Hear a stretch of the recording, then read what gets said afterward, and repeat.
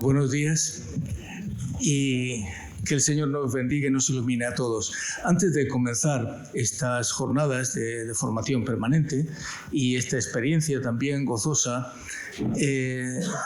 y antes incluso de presentar a don Luis, a Monseñor Luis Marín, le propongo a todos que hagamos una pequeña oración al Señor por el Papa, puesto que la circunstancia es esta, lo estamos haciendo en la liturgia y ahora de una manera especial lo hacemos también en este encuentro de sacerdotes, pidiéndole al Señor la pronta recuperación del Santo Padre. Lo hacemos con la oración que Jesús nos enseñó. Padre nuestro que estás en el cielo, santificado sea tu nombre. Venga a nosotros tu reino, hágase tu voluntad en la tierra como en el cielo. Danos hoy nuestro pan de cada día. Perdona nuestras ofensas, como también nosotros perdonamos a los que nos ofenden. No nos dejes caer en la tentación y líbranos del mal. Saludamos a la Santísima Virgen María, nuestra Madre, que nos ha ayudado siempre a acercarnos a Jesús. Dios te salve María, llena eres de gracia, el Señor es contigo. Bendita tú eres entre todas las mujeres y bendito es el fruto de tu vientre, Jesús. Santa María, Madre de Dios, ruega por nosotros pecadores, ahora y en la hora de nuestra muerte. Amén. Gloria al Padre, al Hijo y al Espíritu Santo. Santa María, Madre de la Iglesia, ruega por nosotros.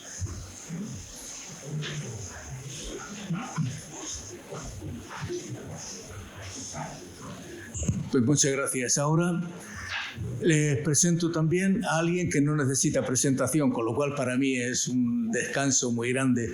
Don Luis Marín de San Martín, secretario general del Sínodo de los Obispos.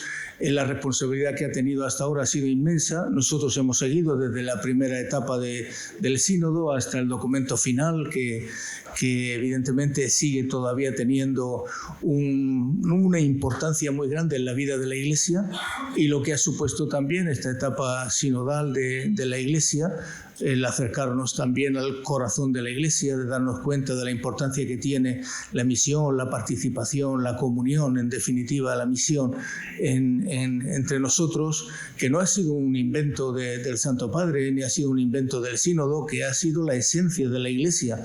Lo que sucede es que se ha puesto en valor de una manera especial y en el centro de nuestra mirada para seguir adelante trabajando en lo que el Señor quiere para todos nosotros, para su Iglesia.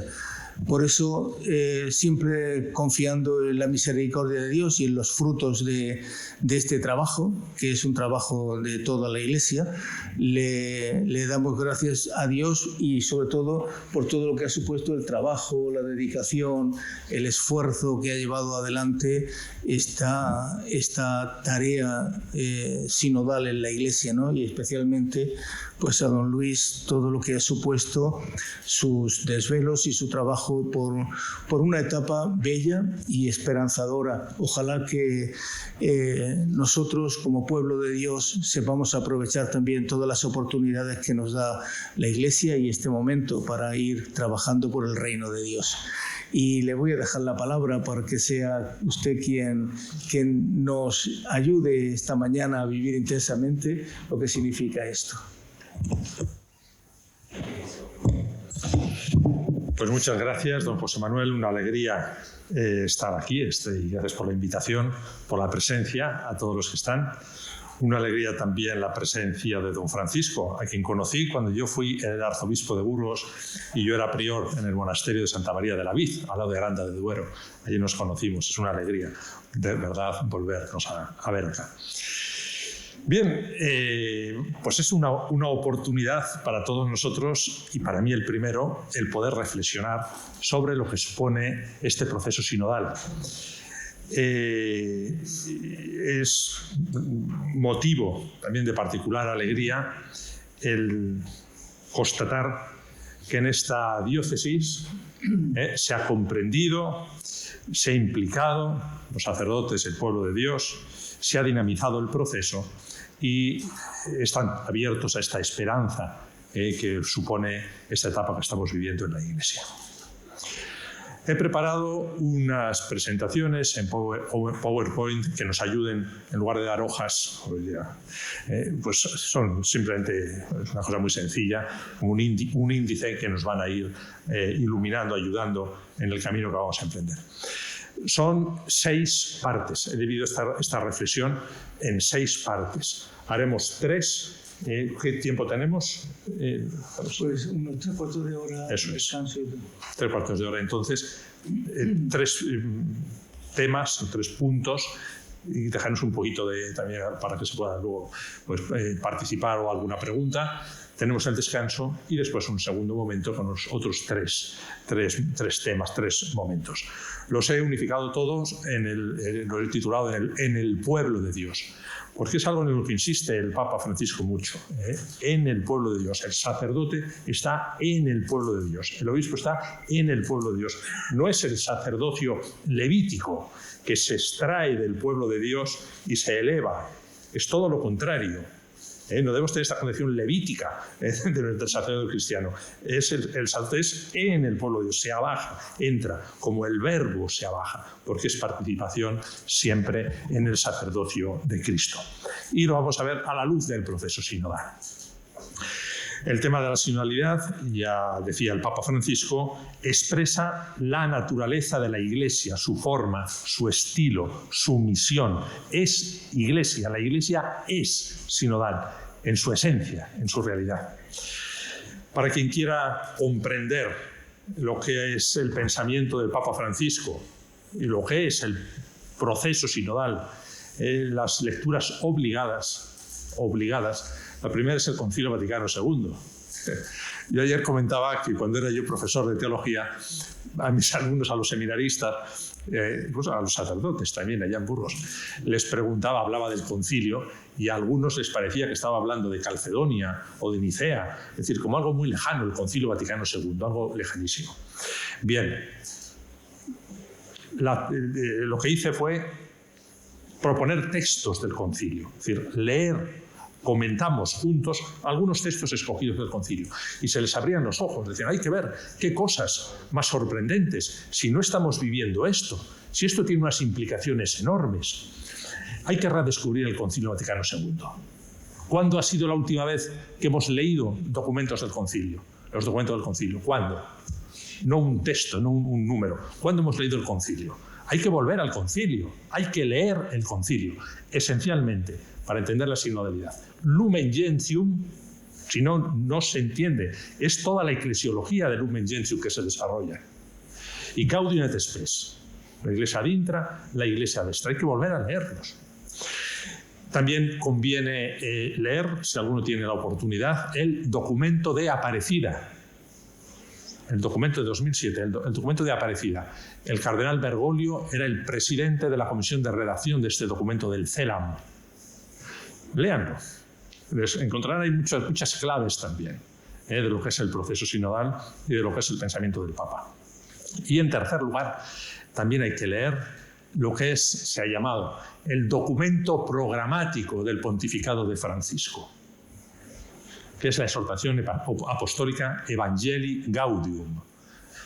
Hay que leerla, ahí están. Entonces, en estos documentos, aparte de todos los documentos que ha producido la Secretaría del Sínodo, aparte pues, de los documentos de la Comisión Teológica Internacional, que complementan, esto sería lo básico. Me voy a detener un momentito en la exhortación apostólica Evangelii Gaudium como pórtico, recordando los 4 principios que establece Francisco y que debemos tenerlos muy en cuenta al analizar el proceso sinodal que estamos viviendo. Son los 4 principios interesantes que ya los conocéis, son muy conocidos. El primero, el todo es superior a la parte. El todo es superior a la parte. Es decir, pensamos en procesos, no en eventos. La sinodalidad no se agota en el sínodo de los obispos. Fue algo que yo al principio de todo esto, cuando hablabas con sacerdotes, con laicos, incluso con obispos, cuando hablabas de sinodalidad, enseguida se pensaba en el sínodo de los obispos. No, el sínodo de los obispos es un evento que termina, comienza y termina. Pero la sinodalidad no. La sinodalidad no se reduce al sínodo de los obispos.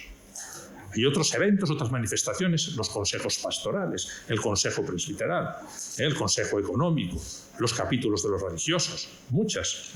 O sea, sería como un gran río, la sinodalidad, con afluentes, manifestaciones. Entonces, todo es superior a la parte.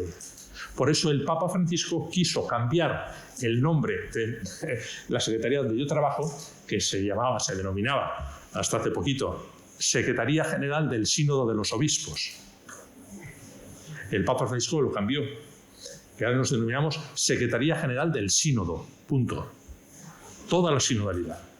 Y a mí cuando me nombraron, nos nombraron al cardenal Grey, a todos para el tema del sínodo, el Papa nos dijo, no quiero solo que preparen el sínodo de los obispos, no solo, quiero que promuevan la sinodalidad en la Iglesia. Todo es superior a la parte. Segundo principio, el tiempo es superior al espacio. El tiempo es superior al espacio. Es decir, se trabaja a largo plazo. Y esto me ha ayudado a mí muchísimo. Cuando queremos resultados inmediatos, ya.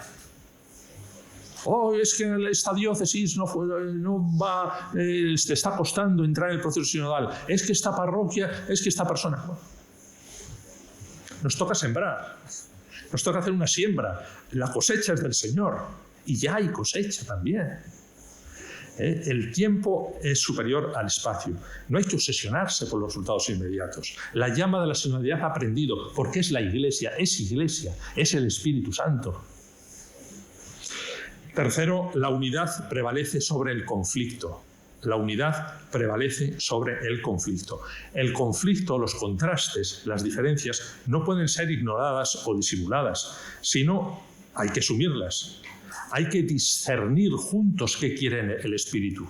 Cuando hay un conflicto, debemos escuchar la voz del Espíritu. Y el Espíritu Santo habla en la comunidad reunida en nombre del Señor. Entonces, esta es la clave del discernimiento. El discernimiento es escuchar la voz del Espíritu. Es qué quiere el Señor. No hay que ir a ver cómo impongo mis ideas o cómo triunfan, sino ¿qué dice el Señor? Y esta ha sido la experiencia, yo les digo, hermosa del Sínodo de los Obispos, de las dos asambleas. Había diferencias, pero no ha habido enfrentamientos, que decía alguno de la prensa, no ha habido nada de esto. Y era escuchar, discernir juntos la voz del Señor. Y encontramos la comunión en las diferencias. Y luego lo diremos más adelante. Cuando hay amor, las diferencias enriquecen. Cuando no hay amor, las diferencias, ¿qué es lo que a veces nos pasa? Es que el otro tiene otra ideología, este piensa, es que el otro es integrista, o es que el otro es progresista, o es que es de tal grupo, o es de tal cosa, por Dios. Entonces es mi enemigo, porque como no piensa como yo, es mi enemigo. Es mi hermano, es mi hermana que me enriquece. Qué bien que no sea como yo, qué bien. Si no, no me podría enriquecer. Nos enriquecemos, esto es.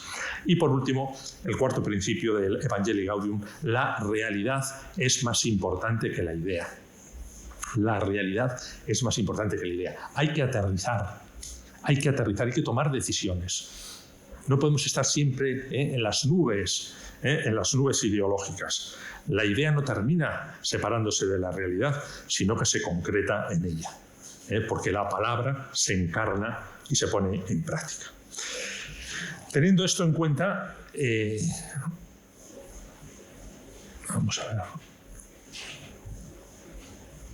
Esto lo hemos visto. Pasamos al primer punto que voy a tratar, es la novedad del sínodo. Un poquito rápido, porque está todo enunciado, yo creo que ya lo conocen. Es decir, estamos ante un sínodo, este sínodo de los obispos, que ha marcado época.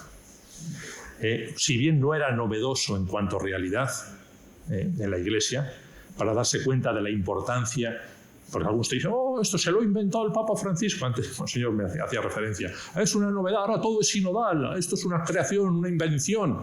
Usted, basta tener unos mínimos conocimientos bíblicos, patrísticos, históricos, teológicos y canónicos, basta tener una cierta formación para darte cuenta que siempre ha sido sinodal la Iglesia, es una dimensión constitutiva de la Iglesia. Basta ir a la Sagrada Escritura, basta ir a la historia de la Iglesia primitiva, basta ir a la historia, todavía a los desarrollos canónicos, quizá no con el nombre sinodalidad, sínodo, el sínodo es el más conocido, sinodalidad, pero sí está la realidad sinodal de la Iglesia. O sea, quiere decir que si usted no vive la sinodalidad en la Iglesia, no está viviendo la Iglesia de Jesús. Ojo. O será otra cosa, pero no es la Iglesia de Jesús, la única Iglesia. Porque la Iglesia de Jesús es constitutivamente sinodal, como es constitutivamente comunión, como es constitutivamente misionera. Es así. Entonces, este proceso sí no es novedoso en cuanto a realidad, sí ha sido novedoso en cuanto a su desarrollo. Simplemente, en cuanto al proceso, un arco temporal muy amplio. El sínodo de los obispos, el tiempo entre un sínodo y otro solía ser de 3 años. El último fue el sínodo de los jóvenes, 2018. Estamos en el 2025. O sea, ha sido un espacio, un tiempo muy amplio en cuanto a la Asamblea del Sínodo de los Obispos. También la consulta. Se ha consultado por primera vez a todo el pueblo de Dios de manera muy amplia. Han participado muchos, todos los que han querido o han podido. Hubo un intento en el Sínodo de la Familia de una consulta al pueblo de Dios, pero fue muy pequeña y muy... Ha querido el Papa que se consultara ampliamente al pueblo de Dios. Desde abajo, desde las parroquias. Entonces, para preparar un sínodo de los obispos solamente eran los obispos. Entonces ha querido, luego veremos por qué el Papa ha querido esto. Después, en cuanto a este proceso, también en la celebración, por primera vez una asamblea en 2 sesiones. Una sola asamblea en 2 sesiones. En la familia hubo 2 asambleas. Esta vez ha sido una sola asamblea, o sea, un tiempo más amplio, en 2 años. Para poder, nos conocíamos, hemos podido ir avanzando sobre lo ya hecho. También un fuerte componente espiritual. Por primera vez, el sínodo de los obispos. Todo el proceso sinodal, pero también el sínodo de los obispos ha comenzado con 3 días de retiro. Nunca se había hecho esto. Y nos decían que era imposible. ¿Cómo van a juntar a todos los tantos obispos 3 días fuera de Roma para hacer un retiro espiritual? Se ha hecho y han estado agradecidísimos y contentísimos. Y la segunda sesión han sido 2 días dentro del Vaticano, pero también un fuerte componente espiritual con 2 padres espirituales. El actual cardenal Timothy Ratcliffe y la madre Angelini. La madre Ignacia Angelini, una benedictina, que han acompañado todo el proceso. Un fuerte componente espiritual, porque sin el Espíritu Santo no es posible discernir. También el número de participantes. En la primera sesión éramos como los votantes, como los días del año, 365. Nunca participantes, eso los que derecho a voto. Todos los que alrededor del sínodo, más de 500. Por eso se ha hecho en el Aula Pablo VI por primera vez, con ese estilo de mesas redondas. Nunca se había hecho así, con un método diferente. Y luego, por último, otra gran novedad es el documento final, que ya conocen. Por primera vez, el Papa no publica una exhortación apostólica post-sinodal. No ha querido publicar. Él dice, se ha hecho un discernimiento en el pueblo de Dios, muy amplio, muy largo. Al final ha culminado en el Sínodo de los Obispos. Hay un documento consensuado, aprobado por más del 70%, el párrafo que sacó menos votos fue un 72%. O sea, hay un consenso enorme en todo el documento final. Es decir, yo no voy a publicar. Hubo alguna duda sobre si el texto del documento era magisterio pontificio o no. Y el Papa nos dijo, voy a publicar una presentación. Comienza el documento con esa presentación, desde el Papa, una nota de acompañamiento. Dice el Papa claramente, dice, este documento forma parte del magisterio ordinario del Papa. Y quiero que así sea considerado. Este documento es magisterio pontificio. No es solo un documento cualquiera, un documento de ayuda, magisterio pontificio. Y por eso, como autor, aparece también el Papa Francisco. Bien, ha sido una realidad nueva que ha marcado marca una época en el proceso sinodal y también marca una época en el sínodo de los obispos. Nada será igual. Ha sido un avance muy grande, que ya estaba contemplado en lo que es la evolución desde que Pablo VI era el sínodo de los obispos. ¿Visto? Y esto nos abre al tercer punto, es el sacerdote debe ser cauce de la verdad, de la auténtica reforma de la Iglesia. Es un momento de reforma de la Iglesia. Estamos ante una oportunidad extraordinaria en la que el Espíritu Santo pide nuestra colaboración, que seamos cauce de su fuerza, de su luz, de su capacidad, de su fuerza renovadora en la Iglesia, de su dinamismo, el dinamismo del Espíritu. Ecclesia semper reformanda. Yo recuerdo que al principio, también lo he comentado en otras ocasiones, al hablar de reforma de la Iglesia, estamos en un momento de reforma de la Iglesia, una persona, un sacerdote, levantó la mano y me dice: Monseñor, bueno, yo le aconsejo que usted, siendo agustino, pues no hable de reforma, hable mejor de renovación, porque la reforma, Lutero, entonces... Bien, yo les debo decir que el verbo reformar, según la Real Academia, tiene dos acepciones. Primera acepción, volver a formar, rehacer. Primera acepción. Segunda acepción, innovar, mejorar algo. A veces nos centramos en esta segunda acepción, mejorar, innovar algo. Sin embargo, debemos ir a la primera, volver a formar, rehacer. ¿Qué significa la reforma de la Iglesia? Volver a la forma original de la Iglesia.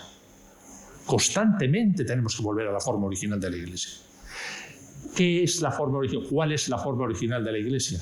Yo diría, ¿quién es la forma original de la Iglesia? Cristo resucitado. Entonces, toda reforma viene de la identificación con Cristo resucitado, constantemente. Por eso, Ecclesia semper reformanda. No se trata de que cambiemos, a ver si decimos esta estructura, o esta otra, o esta palabra, o esta forma, la liturgia. La reforma es identificarnos con Cristo resucitado, constantemente. Y si nos separamos, como es cuando el planeta se separa del Sol, se enfría. Cuando nos separamos de Cristo, nos enfriamos.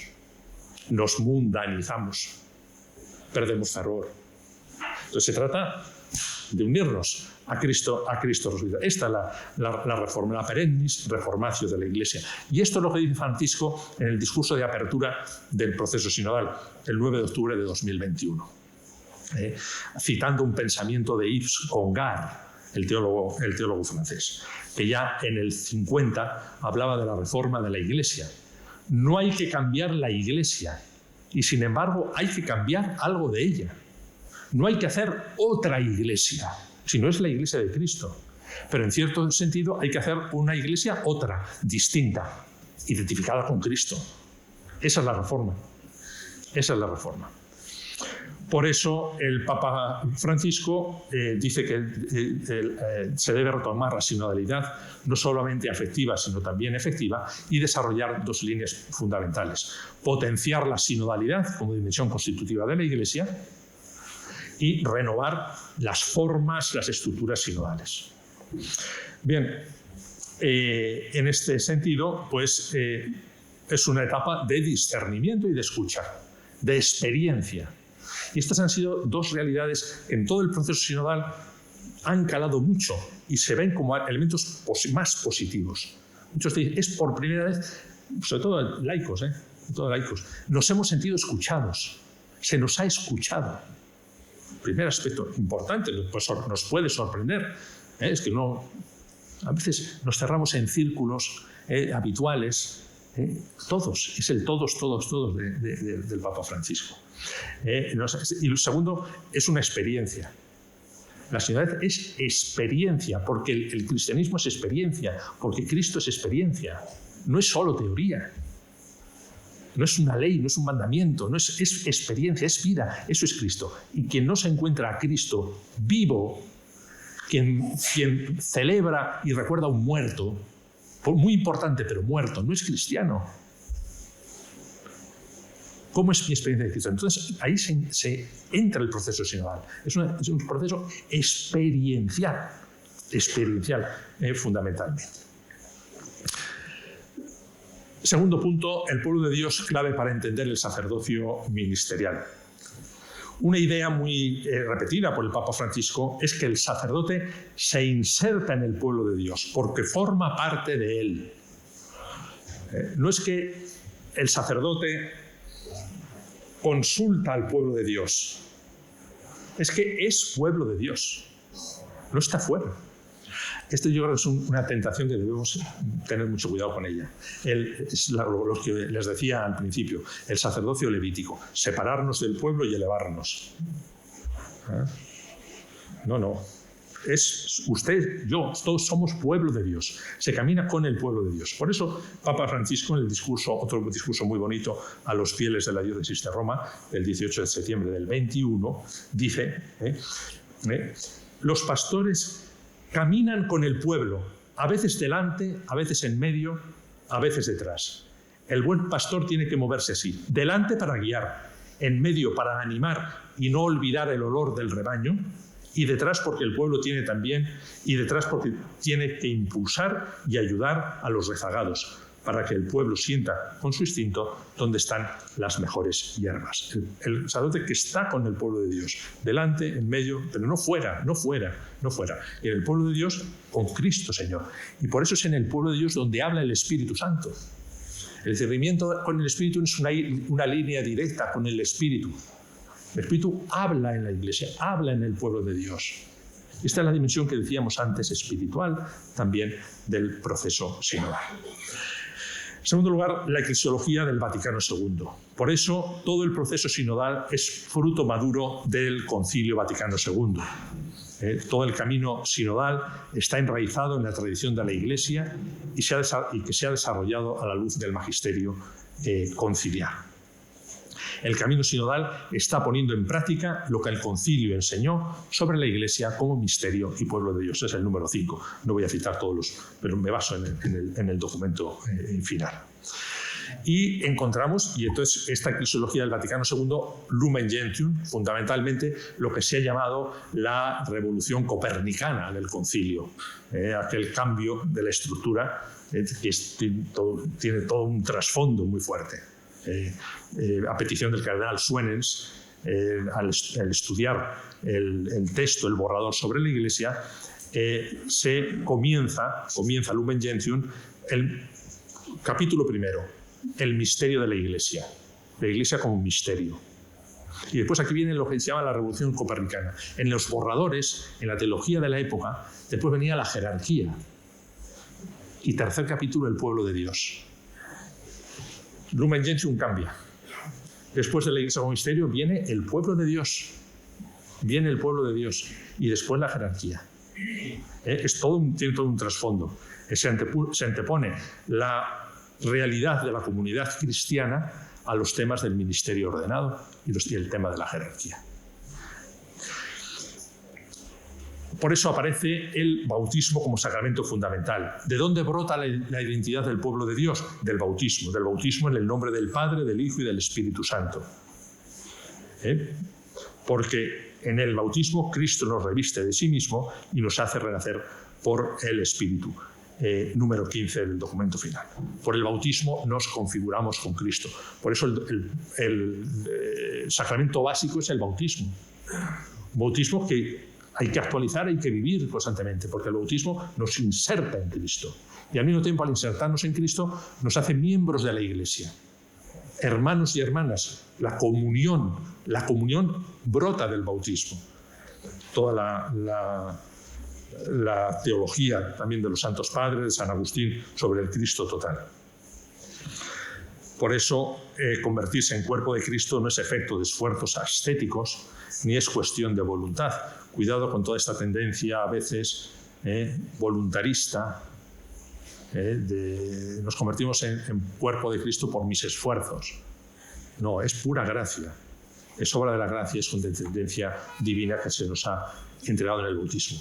Por eso no hay dignidad más alta que ser hijos de Dios. No hay otra dignidad más alta. Y ahí se elimina desde esa integración en el bautismo, en esa igualdad bautismal, después diferencias, evidentemente. No una homogeneidad, hay diferencias de carismas, de vocaciones, de ministerios, viene después. Pero lo primero es esa igualdad básica. Y esa es la mayor dignidad, no hay mayor dignidad que ser hijos de Dios. Por eso yo proponía, decía, es que a veces nos traiciona hasta el lenguaje. Tenemos la mentalidad clerical y la pirámide metida en la cabeza y en el corazón. Y hay que tener cuidado. Por ejemplo, hay expresiones que yo espero que se eliminen. Yo he pedido que por favor se eliminen y busquemos otros, no lo digamos más. Hasta hace poco, cuando nombraban a un obispo en el boletín Vaticano, como decía, ha sido elevado a la dignidad episcopal. ¡Ay, Dios! Elevado a la dignidad episcopal.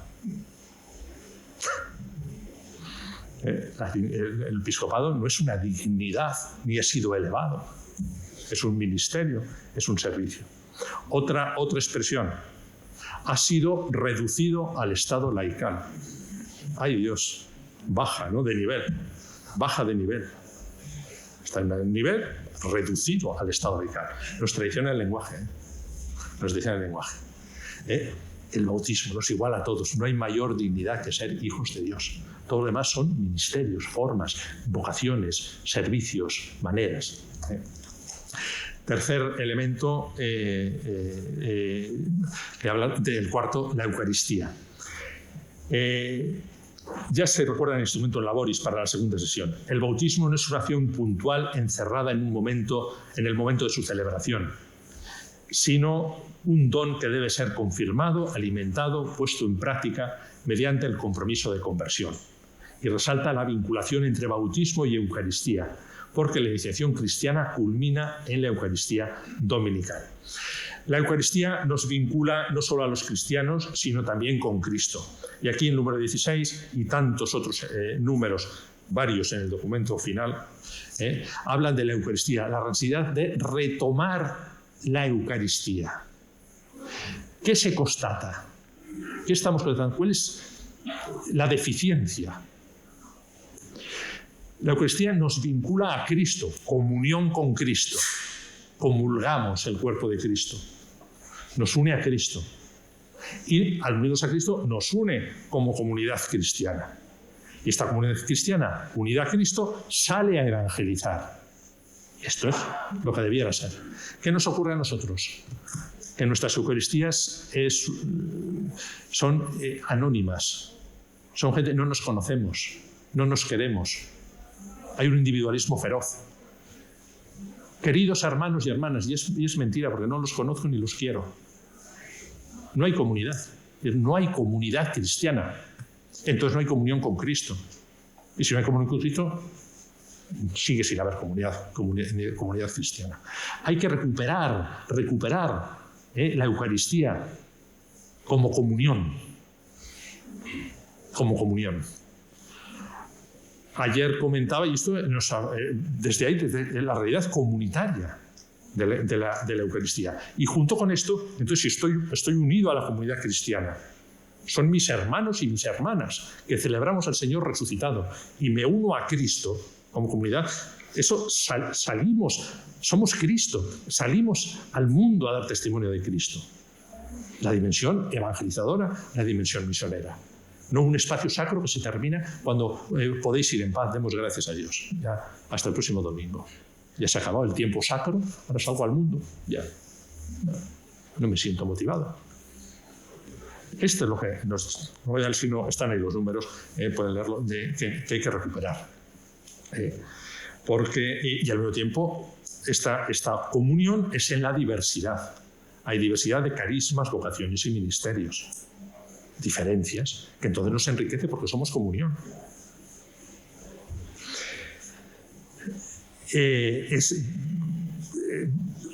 Esta comunión siempre en el amor, la comunión en el amor. El punto de partida es siempre la caridad, la caritas. La Iglesia de Cristo es comunión porque es vivencia de amor. El amor es lo que Dios es en su esencia. Por eso el único mandamiento que el Señor nos deja es el amor, caritas. Es curioso cómo a nivel de sacerdotes y también a nivel general también del pueblo de Dios, parece que nos interesa más y tenemos una prioridad en potenciar y en comenzar por la fe. Tienen que convertirse, tienen que profundizar en los dogmas, en lo que es la esencia de la fe. No se comienza por la fe, se comienza por el amor. Más grande es el amor, más grande que la fe es el amor, más grande. Y si no hay amor, no importa nada. Corintios 13, puedo tener una fe tan enorme, tan fuerte, tan grande que mueva montañas. Una fe, si no hay amor, no sirve para nada, es ruido, no sirve para nada. Nosotros comenzamos por la fe y nos empeñamos en la fe y no cuidamos el amor. Y entonces tenemos la paradoja y el escándalo, me van a permitir que lo diga así, el escándalo que en la Iglesia hay grupos enfrentados entre sí. Los que tienen el mismo Señor, los que se han bautizado en el mismo Cristo, los que participan en la misma Eucaristía, los que rezan el mismo Padre Nuestro. Hay enfrentamientos, odios, agresiones verbales, faltas de respeto, donde veo al otro como mi enemigo. Estamos haciendo ideología. ¿Dónde está el amor? ¿Dónde está el amor? No es que yo tengo una fe, es que yo tengo la verdad, es que yo soy ortodoxos, tengo la ortodoxia. Oiga usted, esto hay que tener mucho cuidado. Comenzamos por el amor, porque Dios es amor, y quien no ama no conoce a Dios. Es que sé mucho de Dios, sé mucho. Escribo hasta un libro de teología. Si no amas, no conoces a Dios. Y la persona que ama, aunque sea atea, aunque sea incrédula, está más cerca de Dios que tú, que tanto sabes y que eres sacerdote. Porque conoce al Dios verdadero, a lo mejor sin nombre, sin saberlo él mismo. Los cristianos anónimos del Concilio Vaticano II. Bien, esta es la coinonía entonces como clave eclesiológica y sacerdotal. La dimensión vertical, la comunión con Dios, que es la primera, nos lleva también como consecuencia a la comunión con los hermanos. A la comunión con Dios se accede solo a través de Cristo Jesús.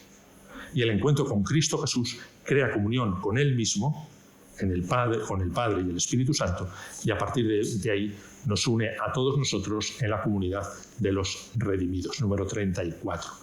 Por eso la Iglesia puede dar testimonio de la fuerza de las relaciones fundadas en la Trinidad. El amor es el amor de la Trinidad. A veces otro tema erróneo nuestro es que abajamos el nivel. No, el nivel es altísimo, es la Trinidad, la vida trinitaria. La misma unión que hay entre el Cristo y el Padre. La misma vida trinitaria, que es comunión en el amor perfecto. Por eso hay un solo Dios y al mismo tiempo respeta la pluralidad y las diferencias. Por eso son tres personas distintas. Unidad en el amor, unidad en la pluralidad. Ese es el ejemplo, la vida trinitaria. Bien, y desde ahí pues viene el tema de la comunión de las iglesias locales, la comunión con la Iglesia Universal. Terminamos esta primera parte con el tema de las vocaciones, los carismas y los ministerios. En primer lugar, la unidad y la pluralidad. Uno de los aspectos que conviene destacar en la sinodalidad es que el seguimiento de Cristo no es siempre uniforme. Decía Benedicto XVI que hay tantos caminos para seguir a Cristo cuantas personas existen en el mundo. Nosotros tendemos siempre a la uniformidad, al uniformismo, todos igual. Hay una variedad enorme. Primera vez, ¿por qué? Pues las personas son diferentes. Hay muchos carismas, vocaciones y ministerios, ni mejores ni peores, sino diferentes, distintos. Los carismas, dones de gracia, y los ministerios, formas de servicio en la Iglesia con vistas a la misión, expresan la libertad del Espíritu Santo. Es Lumen Gentium 12, que también se cita en el número 57 del documento final. También la misión tiene, primero, en cuanto a vocaciones, carismas y ministerios, y segundo elemento, la variedad de contextos. Entonces, esa pluralidad. No es lo mismo África que América Latina. No es lo mismo Europa que Oceanía. No es lo mismo Oviedo que Alicante, o Murcia que Madrid. Es distinto. Son distintos los contextos. El Evangelio es el mismo, pero las respuestas pueden ser diferentes. Por eso el sínodo nos dice, un tema bien bonito, es esa pluralidad, esa variedad de contextos también, donde se insertan la variedad de dones, la variedad de carismas y la variedad de ministerios, siempre con vistas a la misión y siempre unidos en el mismo Cristo que nos une. Pero esa variedad, puede haber desarrollos diferentes. Puede haber manifestaciones. Se ha visto también, por ejemplo, a nivel general, el tema de la liturgia de la Amazonia, de México, no es lo mismo pues la de África, diferentes contextos. Pero no solo, también puede haber diferencias de estructuras. Esa es la creatividad, siempre desde el espíritu, siempre desde la unidad. Y aquí se abre también, en este sentido de las vocaciones, carismas y ministerios, el tema de la autoridad como servicio, que ha insistido mucho tanto el sínodo como antes el concilio. 3 consideraciones previas. En primer lugar, los ministerios, todos los ministerios, ordenados y no ordenados, deben comprenderse desde Cristo. Cristo instituye, Cristo envía, Cristo llama. No soy yo con mis capacidades. Segundo, se insertan en el pueblo de Dios en camino. Y tercero, se orientan al fin común de la salvación. Todos los ministerios son servicio y se orientan a hacer crecer al pueblo de Dios. ¿Qué tengo que hacer yo como sacerdote? Hacer crecer al pueblo de Dios y llevar el Evangelio allí donde no está Cristo. Entonces, el todos del Papa Francisco tiene 3 claves de lectura. 3. Primera, todos significa que la Iglesia está abierta a todos, no rechaza a nadie. Cristo rechaza a alguien. A mí me sorprende y todavía hay personas que digan, qué sorpresa, el Papa dice. ¿Verdad? Cristo rechaza a alguien. Es que Cristo no es Salvador universal. Universal significa todos. Todos están llamados. Todo el que quiera. El amor no se impone nunca, sino que se propone. Pero eso, oportunidad es posibilidad. Si uno no quiere, bien, pero que sea el que no quiere. No al arrastro y de quiera o no quiera, no, es libre. Pero todos, la Iglesia está abierta a todos. Significa también el todos, significa también que todos evangelizan. Todos evangelizamos como Iglesia. No solamente 3 misioneros, no solamente el párroco, no solamente tal persona. Usted es cristiano, usted es comunidad cristiana, entonces es la comunidad cristiana la que evangeliza. Oiga usted, ¿su parroquia es evangelizadora? Ay, nunca me lo había planteado. ¿Está evangelizando? Como parroquia, ¿eh? ¿Su diócesis es evangelizadora? Como diócesis. ¿Está evangelizando? Todos evangelizamos. Y todos significa también a todos. A todos. ¿Está en su sociedad, su mundo, su región, su iglesia, su parroquia, todos evangelizados? ¿Todas las dimensiones son de Cristo? Ay, no, ¿qué cosas dice? Todas, claro que no. ¿Y qué está haciendo? Entonces tiene que llevar a Cristo a esos ámbitos en los que no está. Ay, es que es muy difícil. Es que es muy difícil. Es que no sé. Usted no sabe. Es que me complica la vida. Ay. Todos tienen estas 3 acepciones. Todos evangelizan y a todos. Todos. Es la Iglesia, eso es. Eso es. Desde aquí también nos abrimos a la Iglesia, por supuesto, a la Iglesia jerárquica.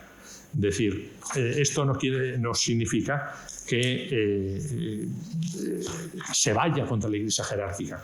No creo necesario insistir mucho en esto, porque también tenemos el otro extremo, también de gente que le dice, no, ahora es la Iglesia, el sínodo significa que es todo asambleario, todos decidimos. Y había alguna propuesta, no en el sínodo, sino fuera, de algunos decían, no, ahora en cada diócesis que se crea un consejo sinodal que deciden todo, y en cada parroquia un consejo sinodal que decide todo, y el párroco ejecuta lo que dice ese consejo. Usted, esto no puede ser. No. La Iglesia es jerárquica también por su naturaleza, entendiéndola desde el servicio. No, aquí estoy yo más importante, soy un pequeño rey. El obispo un pequeño papa y el párroco un pequeño obispo. No. Se sirve. Usted para servir. Usted es servidor. Usted es un servidor de todos. Y los demás tienen derecho a que usted les sirva. Y tiene que estar dispuesto a las 24 horas del día. Y usted tiene que estar dispuesto a dar su vida, a gastar su vida en ese servicio al pueblo de Dios, por amor a Cristo y por amor al pueblo de Dios. Entonces, la Iglesia es constitutivamente jerárquica, orientada a la misión. En esta visión eclesiológica se nos invita a desplegar la comunión sinodal entre todos, algunos y uno. La sinodalidad implica el ejercicio del sensus fidei de los fieles, todos. El ministerio de guía del Colegio de los Obispos, cada uno con su presbítero, algunos, y el ministerio de unidad del Obispo de Roma y del Papa, uno. Así quedan conjugados en la dinámica sinodal el aspecto comunitario, que incluye a todo el pueblo de Dios, la dimensión colegial, relativa al ejercicio del ministerio episcopal, y el ministerio primacial del Obispo de Roma. Por eso el párroco, el obispo, en el proceso de discernimiento, y esto, atentos porque esto viene de Lumen Gentium también, tiene obligación de consultar al pueblo de Dios según las estructuras existentes, y si no habrá que crearlas. Obligación, si no, no puede discernir. Su discernimiento será falso y estará viciado desde el origen. Usted es párroco, tiene que consultar para tomar sus decisiones al pueblo de Dios, porque usted está en el pueblo de Dios, no está fuera. Y el Espíritu Santo habla en el pueblo de Dios. Usted es la decision making, un trabajo común de consulta, de discernimiento, de cooperación.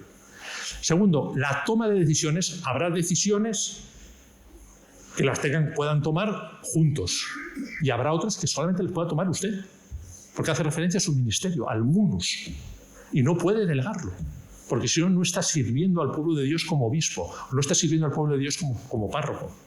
No puede delegarlo. Tendrá que tomar sus decisiones. Otras, evidentemente, sí, lo pueden tomar en conjunto, pero otras no. Entonces, hay que discernir. Toma usted sus decisiones y a veces pueden ser contrarias a lo que le han aconsejado. Puede ser. Puede ser. Y tercer elemento, en este caso usted tiene que dar explicaciones. Tiene que explicarlo. Tiene que explicar por qué. No porque a mí me gusta. Pero eso ellos dicen y yo hago lo que quiero. Usted es su discernimiento en el Espíritu Santo. Pasó Pablo VI, ¿no?, con el famoso ejemplo de la Humane Vitae. Puede tomar una decisión contraria a lo que le aconseja la mayoría. Otras veces no.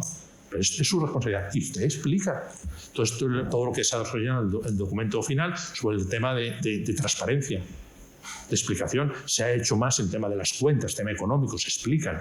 Pero hay que hacerlo, hay que acostumbrarnos a unos criterios de transparencia. Y aquí termino con esto el tema también en cuanto a el sucesor de Pedro como fundamento de unidad. Quería terminar con esto. Al servicio de la comunión multiforme en la Iglesia, el Señor puso al apóstol Pedro y a sus sucesores, dice también el número 18, recordando lo que dice Lumen Gentium, el obispo de Roma como principio, fundamento perpetuo y visible de unidad. Aquí dos aspectos. En primer lugar, el obispo de Roma es fundamento perpetuo y visible de la unidad de la Iglesia. La Iglesia entera, entendida como comunión de iglesias y no como federación de iglesias particulares, se expresa en el colegio de obispos unidos en torno al obispo de Roma, con el obispo de Roma, vínculo de la comunión episcopal, cum petro, y comunión jerárquica, sub petro. Por eso a lo que me refiero. Minar la autoridad del Papa es minar la unidad de la Iglesia.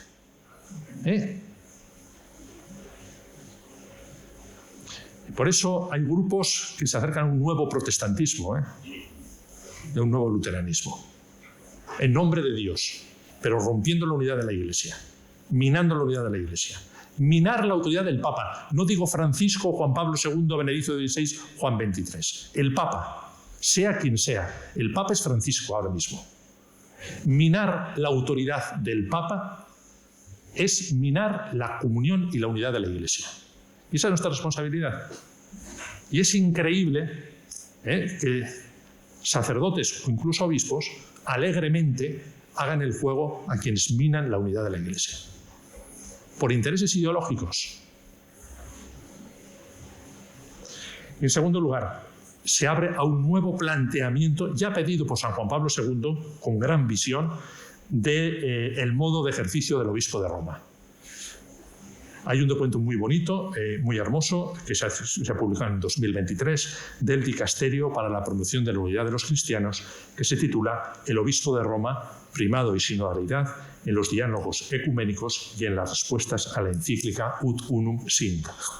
Es muy bueno, que hable unos nuevos planteamientos. Hay que comenzar a reflexionar sobre el modo de ejercer el papel, el ministerio del obispo de Roma. Abre estas perspectivas, es decir, cómo debe ejercerse, pero siempre teniendo en cuenta el papel y el servicio del Papa como centro de unidad. Todo lo que Pablo VI habla también en la nota explicativa previa en el Concilio Vaticano II, Lumen Gentium, explica el colegio es con el Papa, nunca fue sin el Papa, nunca sin el Papa. El obispo no puede ejercer, está en comunión con el Papa. El colegio episcopal junto con el Papa, pero el Papa sí puede ejercer su potestad sin el colegio. Bien, terminamos aquí.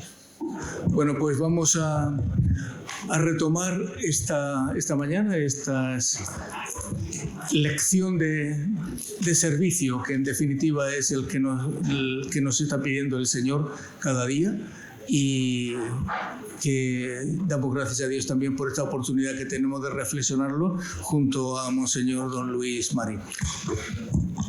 Pues muchas gracias, volvemos otra vez, ya renovados en el espíritu y en el ánimo, a esta segunda parte con las tres dimensiones que nos quedan. Antes sí decir, algunos les comentaba, que todo está en el documento final, que hay que leer el documento final. Yo les animo a que lo lean. 2 claves de lectura, dos, tenerlo en cuenta. Primero, no es una novela. Me refiero, bueno, a lo mejor empieza y se aburre a las 10 páginas, se le cae de las manos y dice, esto es que aburrido es. No es una novela. Por eso, una lectura tranquila, reposada, saboreando, como se leen los documentos de la Iglesia o como se debieran leer los documentos de la Iglesia. No chuchu, sino para alimentar el espíritu. Despacio. Tenemos todo el tiempo del mundo, despacio, saboreando los párrafos. Cada párrafo fue votado y tiene un valor en sí mismo. Despacio. Segundo, yo aconsejo, eso es también una lectura comunitaria, en grupo, o al menos lectura individual, puede ser, y después juntos sacar el fruto, o lectura también comunitaria, pero que no sea solamente decir yo me lo guiso, yo me lo como, sino son las 2 claves que yo les sugiero para sacar todo el fruto posible del documento final. No porque estuvimos trabajando y hay mucho cariño, mucho amor, mucho esfuerzo metido aquí, sino porque realmente nos puede ayudar muchísimo. Todo esto que estamos diciendo, mucho mejor dicho, más amplio, con muchas más connotaciones y matices, está en el documento final. Bueno, vamos entonces al punto 4, que es el ministerio ordenado, también muy rápido. Voy a centrarme en 2 aspectos fundamentales. Lo que hemos dicho que es necesario recordar, primero el tema del servicio y segundo, recordar principalmente que las perspectivas de los ministerios la perspectiva de los ministerios es siempre cristocéntrica, siempre. En este sentido, el sacerdocio común de los fieles y el sacerdocio ministerial o jerárquico, aunque diferentes esencialmente y no solo de grado, Se ordenan, sin embargo, el uno al otro, pues ambos participan a su manera del único sacerdocio de Cristo. Lumen Gentium 10, un texto muy sinodal. Lumen Gentium 10. En este sentido, para vivir el ministerio ordenado, me voy a referir solo al ministerio ordenado, en unos días, en marzo tengo en Burgos, en la facultad, una ponencia sobre el tema de los ministerios en general, desde el punto de vista sinodal. Ahí trataré los otros ministerios, me centro aquí solo en el ministerio ordenado. Hay tres grandes obstáculos para la vivencia desde un punto de vista sinodal, desde un punto de vista eclesial, el ministerio ordenado. Tres grandes obstáculos que hay que tener mucho cuidado con ellos. El primero ya lo hemos dicho, me he referido a él, el considerar el ministerio ordenado como un privilegio, como una dignidad, como una elevación. Es el sacerdocio levítico, por favor. No es Cristo, el sacerdocio ministerial es participación del único sacerdote que es Cristo. Único sacerdote. Y Cristo se abaja, se humilla, da la vida, se encarna, el verbo se hace carne. Por favor, el privilegio. Es increíble. A veces lo vanidosos que somos. Qué pobres. Basta mirarnos al espejo. ¿Pero dónde vas? ¿Dónde vas? ¿Qué te crees que es? Su excelencia reverendísima. Dios santo. Yo me miro al espejo y digo, pobre de mí. Es un servicio. De verdad, eso es lo primero, no es un privilegio. El privilegio, en la medida que has sido elegido por Dios, es un don, pero no por tus fuerzas, no porque tú seas mejor. Todos nosotros conocemos, yo conozco evidentemente muchas personas, que algunas de ellas no creyentes, que son mucho mejores que yo, más buenos, más buenas que yo, mucho más. Yo soy más malo, yo soy peor, y yo soy obispo. Es un servicio, no es por mí, ni por mis características, ni por lo bueno que soy. Entonces, ¿dónde vas? Como un pavo, un pavo real que se extiende la cola. No. Primer elemento. Segundo, según también nos lo dice el documento, el peligro es el individualismo. El individualismo, lo que hemos dicho antes, concebir el ministerio ordenado fuera del pueblo de Dios. Voy a consultar al pueblo de Dios. En mi parroquia consultamos al pueblo de Dios. Si es que tú eres pueblo de Dios también, no estás fuera. Por eso decíamos antes del discernimiento, si no es en el pueblo de Dios, está viciado, es falso. Y tú tienes obligación.